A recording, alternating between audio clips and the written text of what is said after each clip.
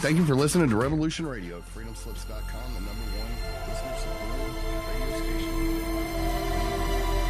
Please help support this station so there's nothing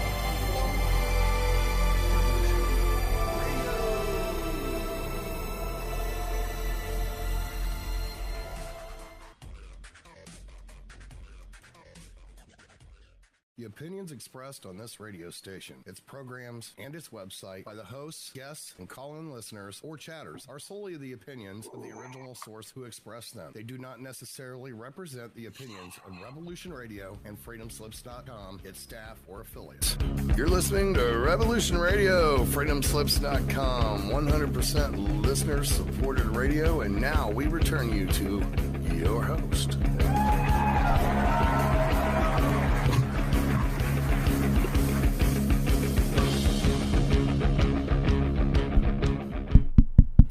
Hello and welcome back to Dave and Mackie's Shiny Side Out, number 711, very good. And in fact, and this is, my goodness, 14 years, something like that. We're heading into our 14th year. Now, this is Listener Funded Radio. If you can, please donate. We don't get paid even after 14 years. Nothing. So... if you can donate, please do. If you see us out in the wild, please like, subscribe, share, comment, please, by all means. There was one person who commented on the Boogosphere. It was a short that we put out there, and that person said they had opened one 16 years ago. If you're listening to this, please contact us. We'd love to talk to you. We'd love to talk to you about this. But more than that, the station also requires your support. If you can donate, any kind of donation is good, or tell people about the station. That's also very, very good. And then again, thank you so much for watching our shorts and really watching our videos. There's been a huge uptick for that as well. Really appreciate it. We do try to, get our numbers up. And again, another thank you to all our new subscribers and welcome aboard. Hopefully you like the ride. Dave, we are talking about the hypothesis. We are on page 49 now. We are in the part of the hypothesis that is dealing with the more esoteric components.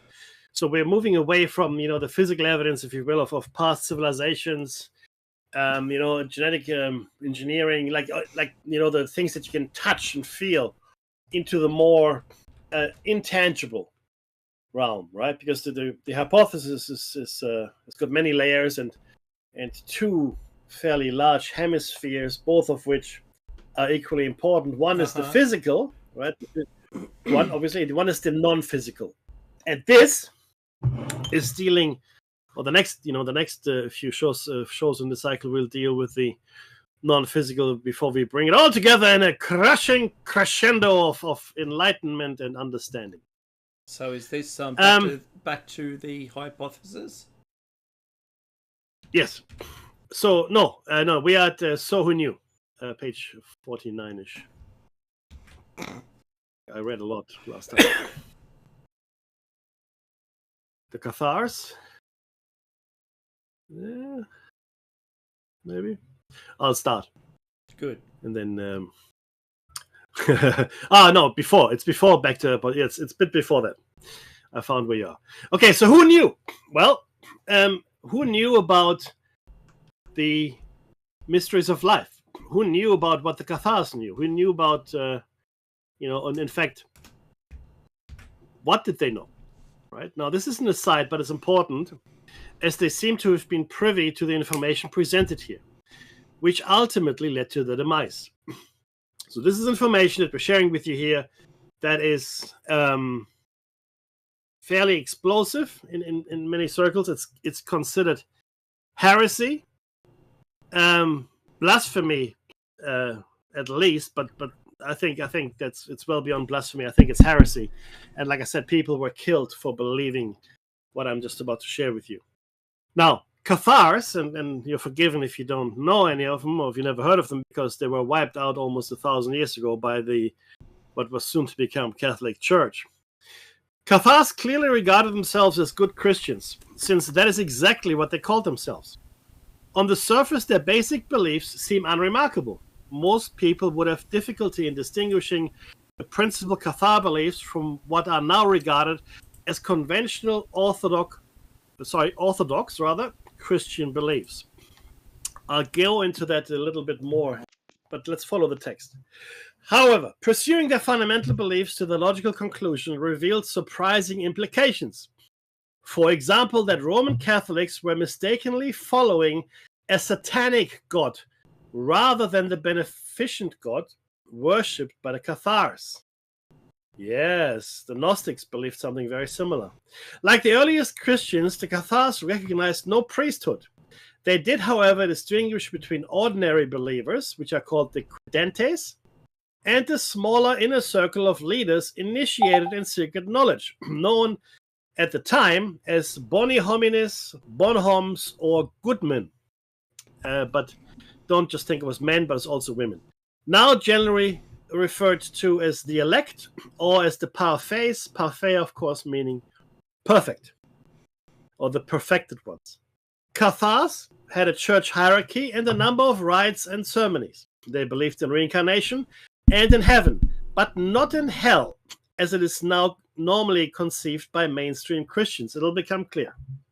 The Cathar view was that their theology was older than that of the Roman Church, and that the Roman Church had corrupted its own scripture, invented new doctrine, and abandoned the beliefs and practices of the early church.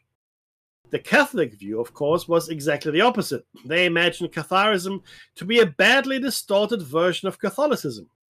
But in addition to accusing the Cathars of faulty theology, they imagined a range of abominable practices, which would have been amusing, except that, converted into propaganda, they led to the death of countless thousands through the Cathar Crusades and the Inquisition. The Roman Church seemed to have successfully extirpated Cathars and Cathar beliefs by the early 14th century. But the truth is somewhat more complicated. For one thing, modern historians have shown that many Catholic claims were false, while they have vindicated many Cathar claims. And there's the case that the Cathar legacy is more influential today than has been at any time over the last 700 years. Dave? Yeah, I am having some audio difficulties with my streaming, but that's okay. We'll get there. Oh. So I'm going to believe that you are at the Cathars. More detail, trust me, you need to know. No, the Cathars are regarded as dualistic.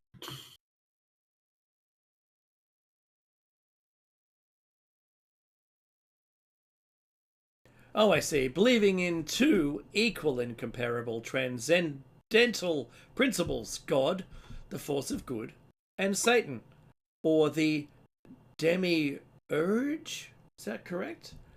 Of the evil, or that of evil. They held that the physical world was evil and created by this demiurge, Rex Mundi, Latin, king of the world. Let me just get rid of those screens. There we go.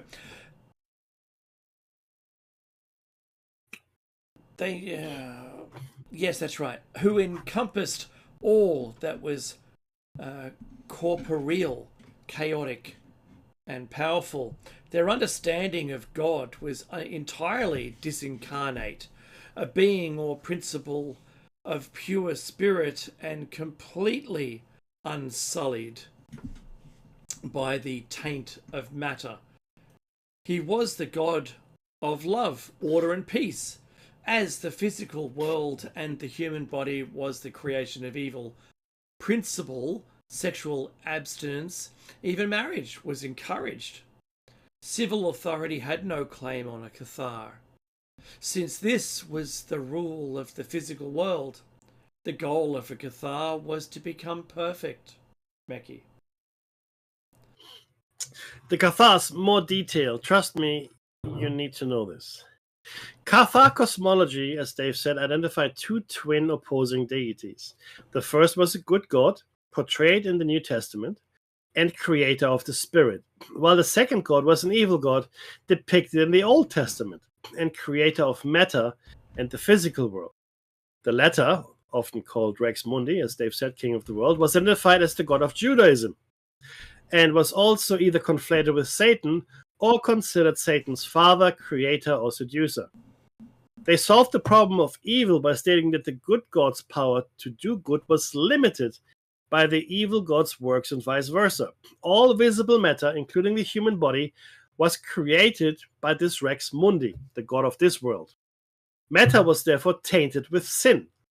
Under this view, humans were actually angels seduced by Satan before a war in heaven against the army of Michael, after which they would have been forced to spend an eternity trapped in the evil god's material realm. That's where we are. The Cathars taught that to regain angelic status, one had to renounce the material self completely. Until one was prepared to do so, they would be stuck in a cycle of reincarnation, condemned to live on the corrupt earth.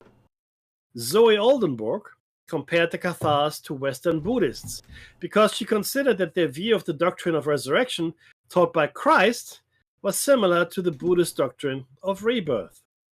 Cathars venerated Jesus Christ and followed what they considered to be his true teachings, labeling themselves as good Christians. Cathars denied the physical incarnation of Jesus, and authors believed that their conception of Jesus resembled Docetism, considering him the human form of an angel whose physical body was only appearance. This illusory form would have possibly been given by the Virgin Mary, another angel in human form. Most did not accept the normative Trinitarian understanding of Jesus, instead resembling non-Trinitarian modalistic monarchianism, which is Sabellianism, in the West, and adaptionism in the East, which might or might not be combined with the mentioned Docetism. Bernard of Clairvault's biographer and other sources accuse some Cathars of Arianism, and some scholars see Cathar Christology as having traces of earlier Arian roots. In any case, Cathars firmly rejected the resurrection of Jesus, seeing it as representing reincarnation and the Christian symbol of the cross, considering it to be not more than a material instrument of torture and evil.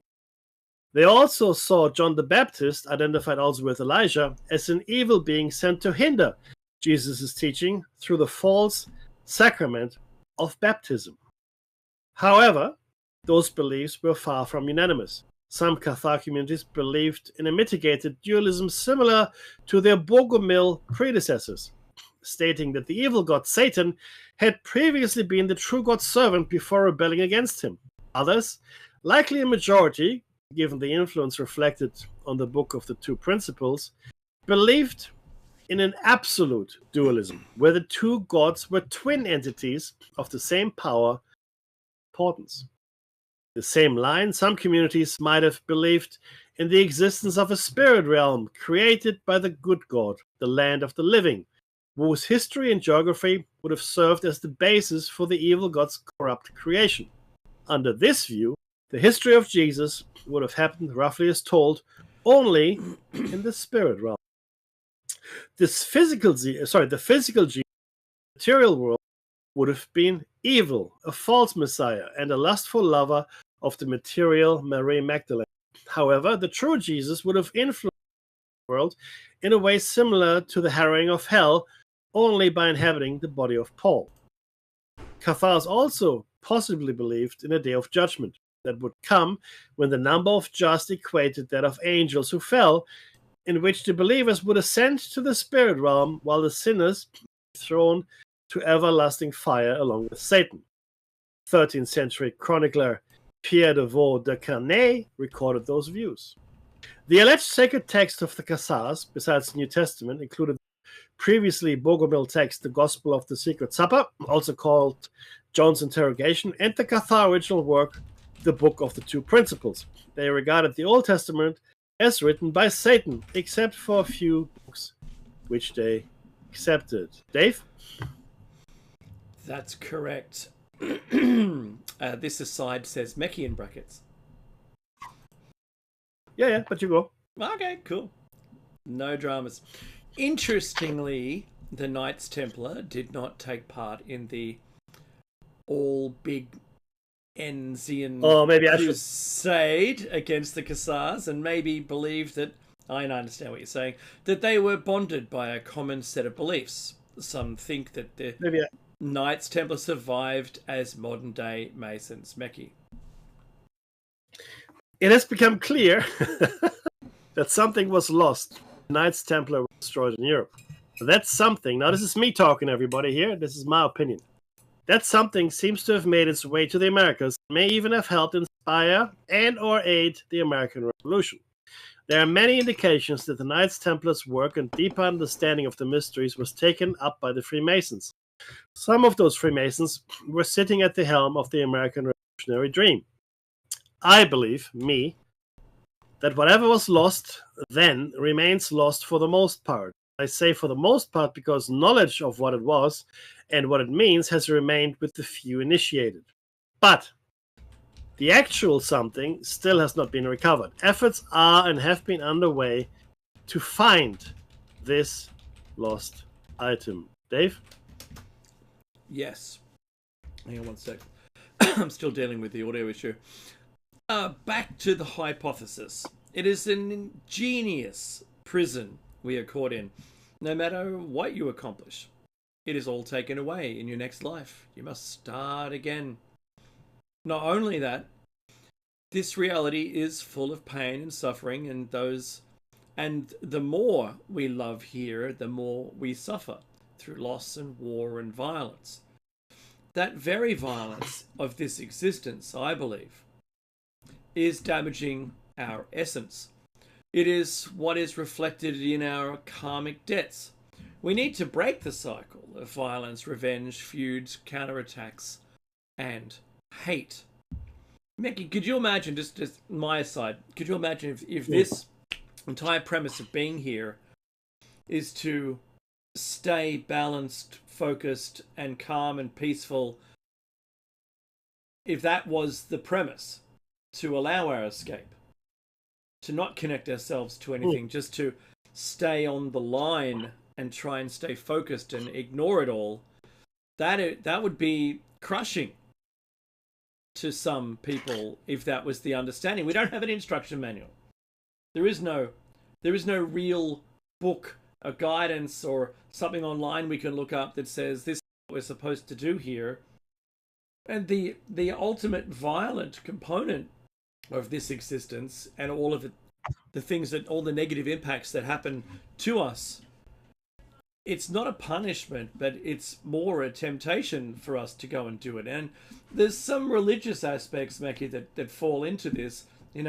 Avoid all the temptations and try and stay aligned. You're right, the Buddhists, in what you said, try to disconnect themselves from everything around them and just try and stay pure. But the rest of everybody else, not at all. Not at all. So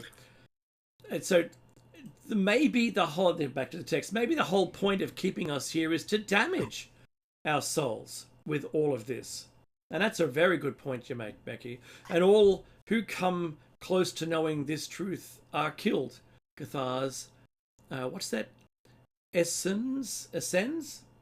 Essenes, there you go. Early Christians, Jesus, etc. Anyone who declares world peace will get taken off the planet right now and in the last 2,000 years. So, Meki, I'm going to throw it to you. What is the answer? Love. You want me to say it? Mm-hmm. The answer is, as crazy as it sounds, the answer is love. I know the Beatles said it, everybody says it, but it remains true. And not love as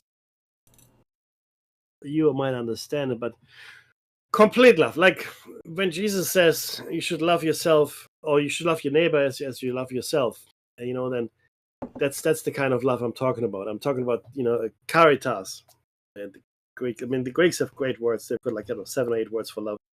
But don't love your neighbor's wife too much. Well, if you can avoid it, Mm-hmm. Yeah. So not eros, not physical love, but more caritas, and it is a love that should supersede everything. And the funny thing is this, right? The Cathars, but also interestingly enough, the I can talk about it. The Buddhists as well as Taoists call this work cultivating. What does that mean? So nobody's perfect, for starters, right? Let's just be clear here.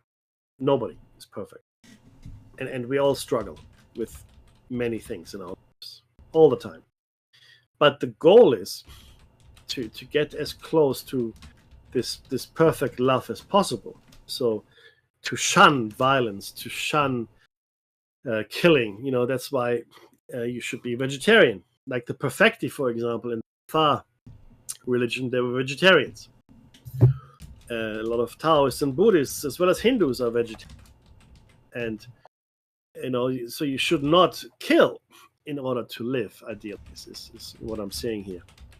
And this cultivation takes lifetimes, maybe many lifetimes to get to, and to really renounce all earthly pleasures and entertainments and whatever is a hard thing. Now, it brings to mind, this is interesting, because once you understand all of these things, a lot of other things become a lot clearer.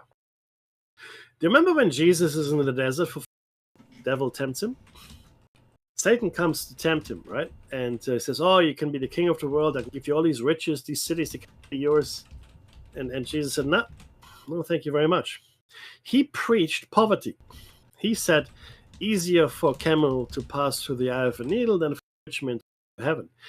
He was asked, should we pay taxes? And he said, okay, well, whose picture is on the gold coin?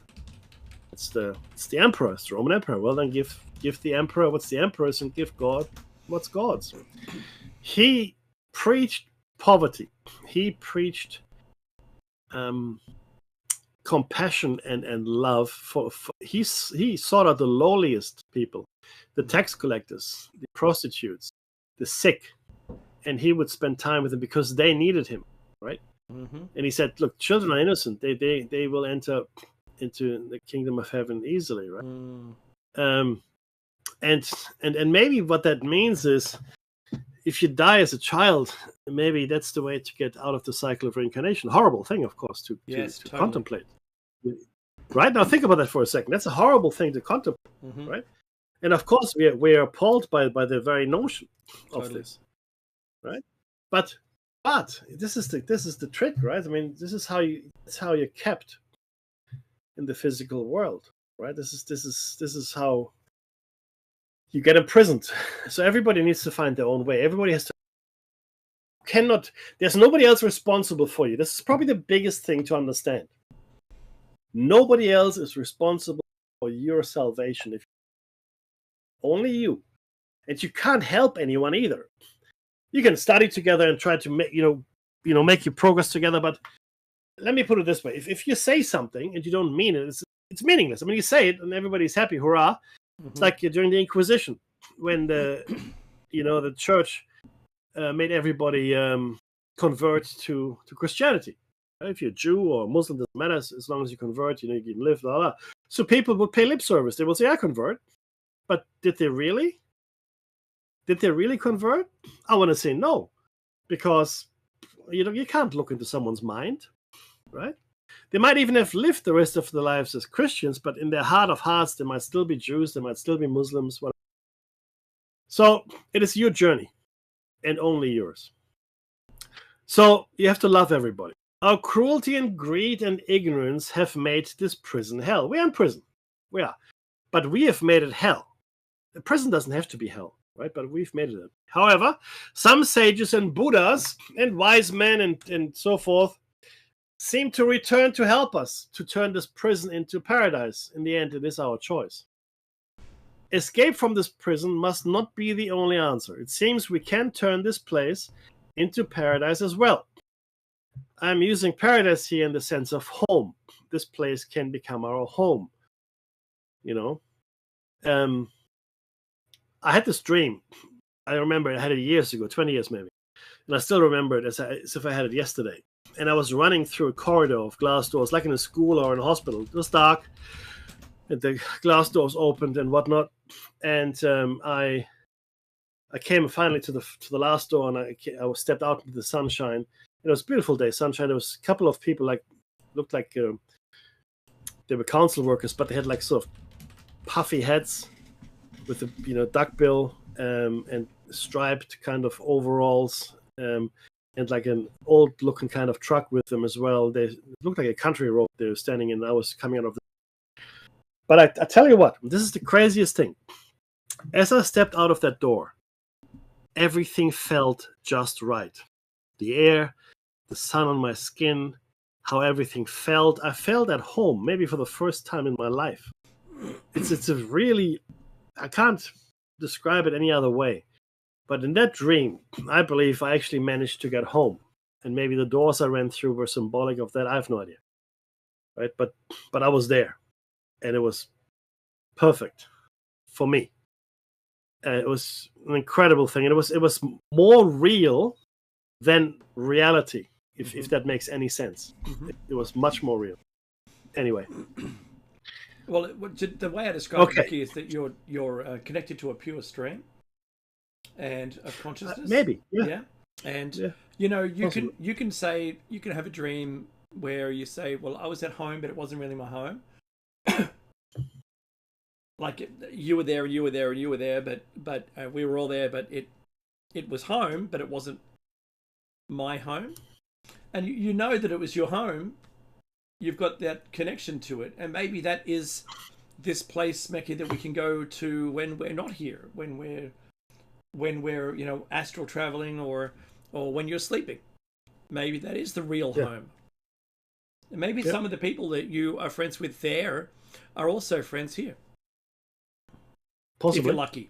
Possibly. Who knows? Yeah. No, that's a good point, though. And again, right? I mean, this was my experience. The other people are different, I'm sure. I can assure you I didn't take any drugs or anything like that, in case you're wondering. But it was certainly, for me, it was a profound experience.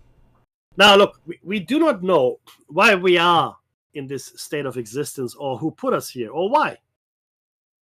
Why? Many explanations are possible. Maybe our collective capability poses a threat, or maybe we're here by accident. The Epiphany explained a little further on. I'll explain. We'll come to it. It'll shed a bit more light onto the why when we talk about the Epiphany. But in the meantime, before we come to the Epiphany, Dave, how real is our reality anyway? Holographic states, sim cities, quantum weirdness, and objective reality, if there's such a thing. Food for thought. Just going to put that out there. Holographic principle is the first point. It was first postulated over 20 years ago as a possible solution to Stephen Hawking's famous information paradox. The paradox is essentially that black holes appear to swallow information, which, according to quantum theory, is impossible. But while the principle was never mathematically formalized for black holes, theoretical physicist Juan Maldacena demonstrated several years later that holography did indeed hold for the theoretical type of space called anti-de Sitter space, unlike the space in our universe, which is relatively flat on cosmic scales.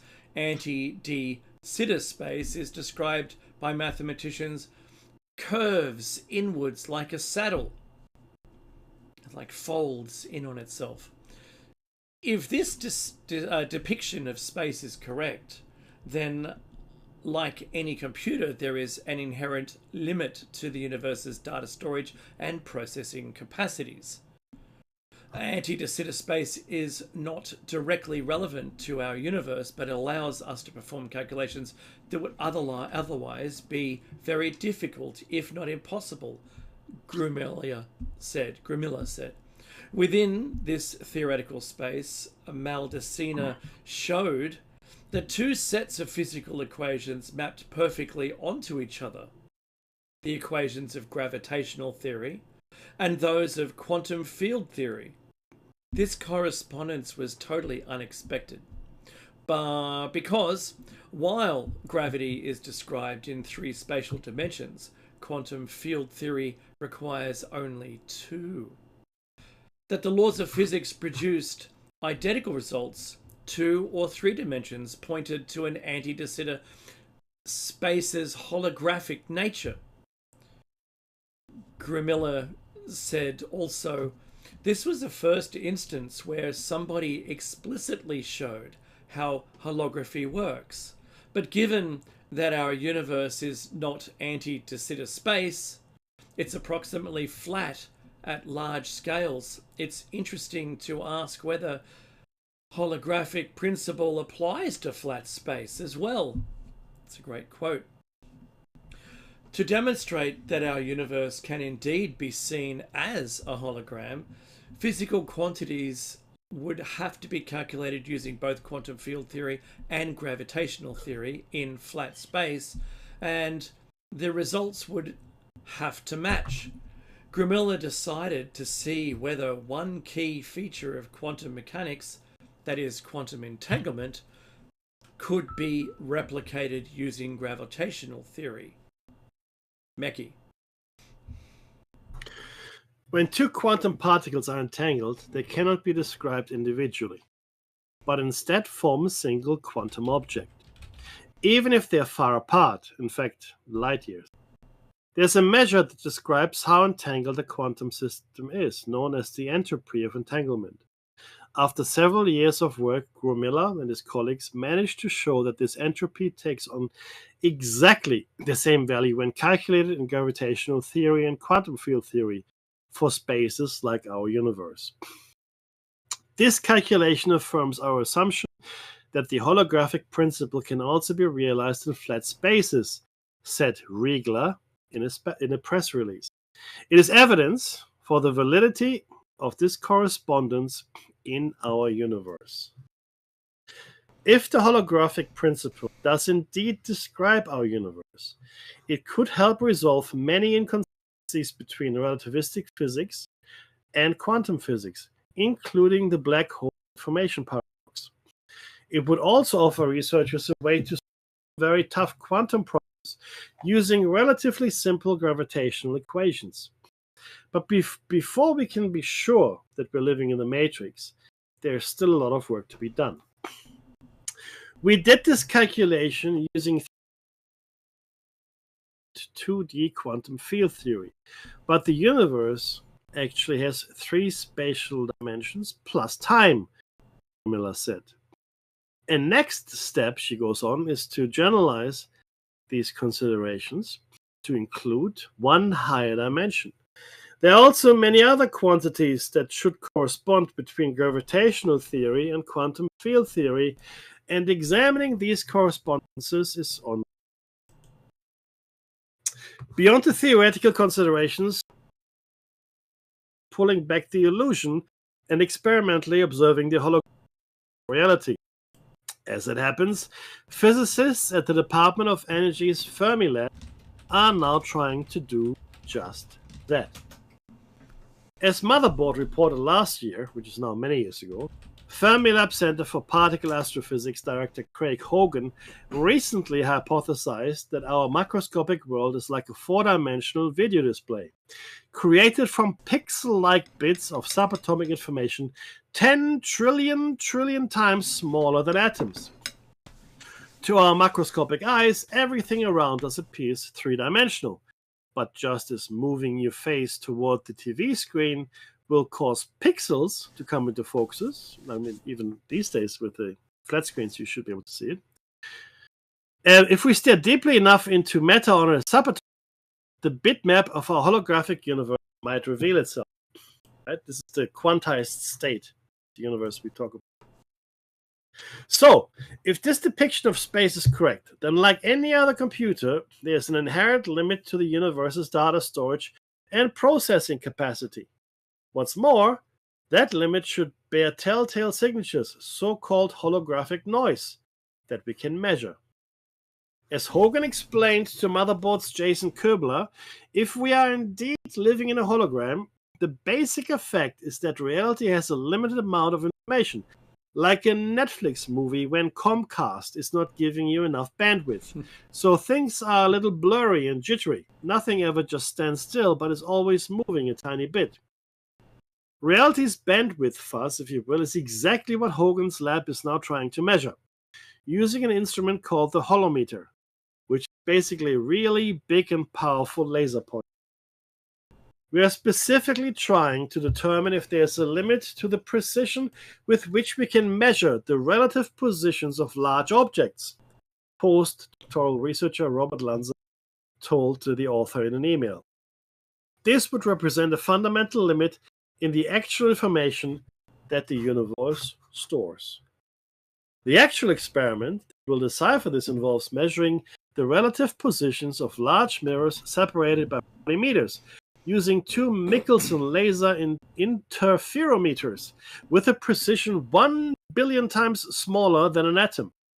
If, as according to the holographic noise hypothesis, information about the positions of the 2 mirrors is finite, then the researchers should ultimately hit a limit in their ability to resolve their respective positions.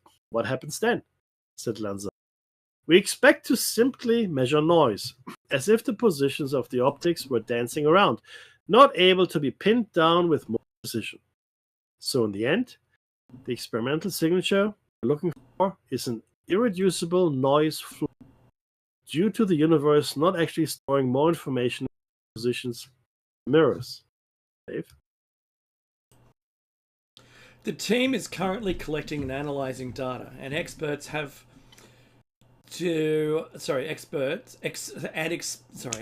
team is currently collecting and analyzing data and expects to have their first results by the end of the year. Lanza told me that they are encouraged by the fact that their instruments have achieved by far the best sensitivity ever to gravitational waves at high frequencies.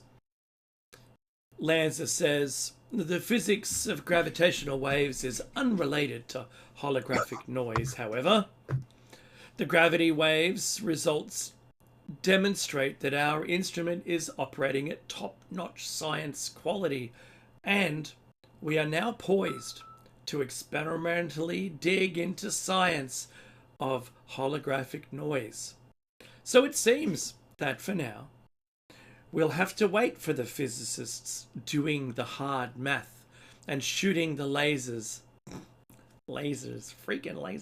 to tell us whether our lives are just a very sophisticated illusion. In the meanwhile, the big question on my mind is how the heck will such a revelation affect us? Grimilla says, this knowledge won't impact our everyday lives in the same way that knowing about the Big Bang or other galaxies does not change our everyday lives. But in the same way that knowing that the universe started with a Big Bang has profoundly changed our view of the universe, knowing that the universe is like a big hologram is profound insight, he says. Lanza agrees it would force us to fundamentally alter our perception of reality in a way that many of us, myself included, would have a hard time wrapping our heads around, he says. Indeed, it sort of untethers the definition of simulation entirely. If we are living in a giant hologram, can we really say that all the sim worlds and MMOs we've built aren't as real as our universes, planets, star clusters and galaxies, all of which will boil down to quantum dots on a cosmic bitmap? Mecky. Nuts, isn't it? It actually gets worse. Sorry about that. Evidence that our reality is digital. Now, this is, of course, to be taken with a grain of salt. So do your own research. These are just talking points right now, but the reason we are bringing all of this up is how real is this reality? That's my point we're trying to make here, right? We're caught, I believe, in a prison world that was put together in a certain way in the multiverse. The multiverse itself is part of that prison construct because we're slipping in and out of the multiversal construct all the time. So the real world, our home, is beyond the multiversal construct, which brings me now to the text. Breakdown of infinite resolution in physics. Infinite resolution causes all sorts of breakdowns of known laws of physics, including matter imploding into black holes at sub-Planck scales, and the inability to reconcile general relativity with quantum mechanics. Currently favored theories of matter and energy, string theory, and solutions to gravity and quantum mechanics, loop quantum gravity, assume a minimal length scale. Furthermore, evidence supports the notion that quantum states are digital in that spin values are quantized and there are no intermediate states, which is anomalous in a continuous spacetime. As renowned physicist John Wheeler concluded, every physical quantity, every it, derives its ultimate significance from bits, binary yes or no indications. So let me explain this for a second. This is important to understand. In a digital world, you have zeros and ones, okay? And you only ever have approximations to a curve. So what do I mean by that? If you own a record player and your record plays, you're hearing the sound waves in analog, which means the sound waves were recorded as they are into the medium. Okay, so someone sings, the microphone takes it, and it scratches into the record the sound waves that your machine then picks up to enjoy again. That is true analog sound, which is not quantized in a way I will explain in a second. So that's analog, right? You're hearing the sound, a natural sound, if you will. If you take that same sound and you put it onto a CD or in any kind of electronic these days, you have to digitalize it. Now, what does that mean? Can I throw the term at you? It's called a sample rate. Correct. The limitation of our digital system is that they rely on zeros and ones. Okay, so everything breaks down to fundamentally a switch, on and off, yes or no, 0, 1. Okay, so we're taking the pure analog sound, which doesn't have that functional switch, if you will, and even if we, on the smallest scale, we bring it down to yes or no question, whatever piece of information we're trying to code digitally. What that means is that where before you had a very smooth curve of analog sound, think of it as a really smooth curve, right? You now have a curve that, if you step far away from it, looks smooth. But the closer you get to it, you're realizing it's an approximation of the original analog curve. It will never ever be exactly the same as the analog, not ever. It will only ever be. This is a branch of mathematics called limits, and so forth. So you might have come across it in high school or university math. You will only ever approximate the analog. Make sense? Maybe. Okay. Well, like I'll elaborate. So, to digitize analog sound, you must match it and be able to store it somehow. And so you take a sample, ever so, like at whatever frequency it happens to be. So 128-bit, 256, 512 times a second. You're taking a sample of that sound, and there are only points at which that sound is dotted on a line, and there's no line between them. The line is artificial. So this is what Mekki is talking about. Analog sound is continuous, and there is no sampling, even at Planck length. It is just sound, right? It's a frequency that's being transmitted and recorded. Unfortunately, there isn't a way of recording analog sound into a digital system without sampling it every so often. And that shame there, and purists of audio will agree with me that analog or LPs for instance, recordings will produce the best likeness of the sound that you could possibly ever have.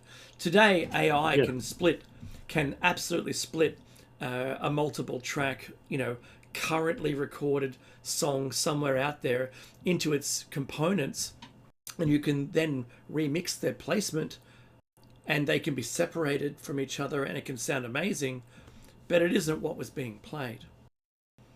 And so for a one-to-one rendition, as best we can, analog was the perfect medium. But Mackie, in the digital world, in the Max Planck length world, the entire universe is digitized. Correct. And therefore, say I rolled a ball, it would stop, and not halfway between two Planck lengths, but on one of them. If I played something awfully terrible, you haven't heard me play piano into a computer, the notes are wherever they are. They're not precise. I'm not precise, but I can say quantize it to this time scale, say 64 times a second, and it will move the notes to the closest one. It's like averaging or scaling up or scaling down. It'll move it to those, and then when you play it, I go, "Oh, that's not what I played." It isn't what I played at all, but that's how the computer can move those around. And the same thing is with digital anythings. There are only single points at which something could sit. They can't sit halfway between. Yep. So 648, right. Mackie, where are we at in the text? A breakdown of infinite resolution, my friend. That's you. Thank you very much. Number 2. So it takes an infinite amount of resources to create a continuous reality, but a finite amount to create a quantized reality. The very rare nature of the computational mechanisms of a computer are essentially the same as quantum mechanics. A sequence of states with nothing existing or happening between the states. As I mentioned about the neon light coming out when you electrify a neon gas. The resolution of any program is analogous to the spatial resolution of our reality, just at a different level. In fact, carrying Moore's law, which is consistent over the past 40 years, carrying that forward, computers will reach the Planck resolution in 2192. However, let's see if we get there. It is not necessary to model reality all the way to that level for the model to be indistinguishable from our reality. Only the observed elements of reality need to be modeled, and then only down to a resolution that matches the observational limitations of our measurement devices. A program can do this dynamically. Therefore, given Moore's law and the limitations of observational reality, we should be able to create virtual realities that are indistinguishable from our current reality within 20 years or so. The very fact that our reality appears to be quantized may be considered strong evidence that reality is programmed. Mackie. The simulation argument. Various modern philosophers posited that we are likely to be living in a simulation. Nick Bostrom. This is because it is highly probable that we will be able to create ancestor simulations within a few years, when we achieve a transhuman stage. Due either to the number of simulations run or to the proximity that we are to at that stage, it is actually more probable that we are in one than the case where we haven't yet reached that stage. Number 4, matter as data. It was once thought that 0% of matter was empty space. In the early 20th century, scientists discovered the atoms that are actually comprised of subatomic particles. If these subatomic particles, such as neutrons, were made of solid mass, like little billiard balls, then 99.9 repeated % of normal matter would still be empty space. That is, of course, unless those particles themselves are not really solid. Maybe not even solid matter, in which case even more space is truly empty. This was shown to be the case in the 60s via QCD, or quark theory. Now, string theorists say that even quarks are really just vibrating bits of string, possibly with a width of the Planck length. If so, that would make subatomic particles all but 1e minus 38 empty space. Hence, normal matter is all but 1e to the minus 52 empty space. Gets kind of ridiculous, doesn't it? In fact, if particles are comprised of strings, why do we even need the idea there is something material? Isn't it enough to define the different types of matter by the single number, the frequency at which the string vibrates? What is matter anyway?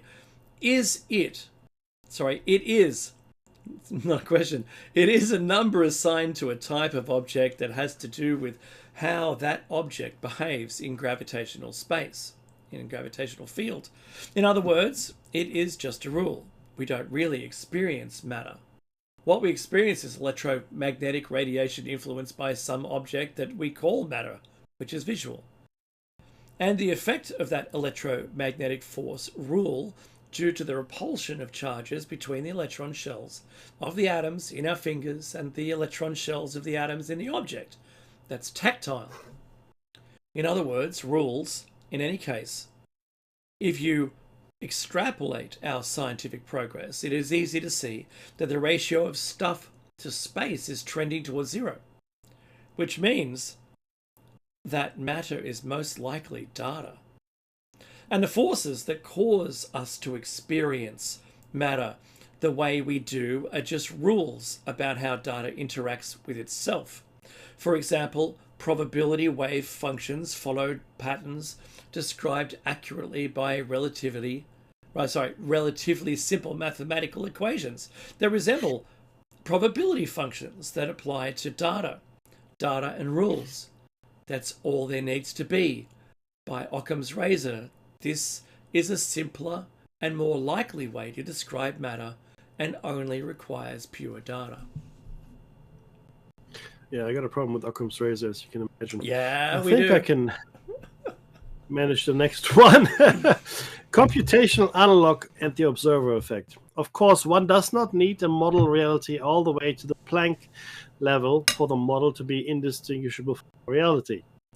An efficient program would dynamically generate incremental resolutions of components as needed, such as when an object is put under a microscope. Extending this concept to the quantum level, once a subatomic particle is observed, the program must then establish properties for that particle, effectively resulting in the collapse of the probability wave function, which is what we're seeing, by the way. In 2008, and this might explain why we have the double slit experiment. We do have. It's just nuts. Back to the text. In 2008, the Institute for Quantum Optics and Quantum Information, IQOQI, funny, right, in Vienna, determined to a certainty of 80 orders of magnitude that objective reality does not exist by itself and only comes into being when consciously observed. Thus, the uncertainty of the result is 1 in, this is a number with 2 lines of zeros. And I don't even know what that number is, a googolplex maybe. Clearly a ridiculously small number. 80 orders of magnitude, okay? This effectively put a nail in the coffin of the last hope for objective realists, the hidden variable theory. Interestingly, we can establish a very real explanation for the effect by turning the evidence question on its head. Thus, if you were to program a universe simulation, what kinds of programmatic efficiencies would be needed? Most important would be to employ dynamic reality generation. In other words, for any space unobserved by a conscious entity, there's no sense in creating the reality space in advance. It would unnecessarily consume too many resources. Instead, macroscopic reality may be modeled with an extremely high degree of compression, which the author has estimated to be about 100 trillion. But once you decide to isolate a subatomic particle in that macroscopic object and observe it, the program would then have to establish a definitive position for that particle, effectively resulting in the collapse of the wave function or decoherence. Moreover, the complete behavior of the particle at that point might be forever under control of program like a finite state machine. After all, why delete the model once observed, in the likely event that it will be observed again at some point in the future? Thus, an efficient process of zooming in on reality program would result in exactly the type of behavior observed by quantum physicists, fully explaining the observer effect as well as quantum entanglement. In other words, in order to be efficient resource-wise, the program decoheres only the space and matter that it needs to. And there's the music. What a beautiful end to a great show. Thanks everyone for tuning in. Do catch us, and hopefully on Netflix soon, because of the agreement between Spotify and Netflix. If you're doing video podcast, hurrah! If you see us anywhere, do like, subscribe, share, and comment. And we'll catch you next week for another Shiny Side Out in Plato's Cave, 7 a.m. Eastern, Tuesday and Thursday mornings. And you know what? In this crazy world, Mackie, there's only one thing to ask everyone to do, and that is... be safe! Thank you for listening to Revolution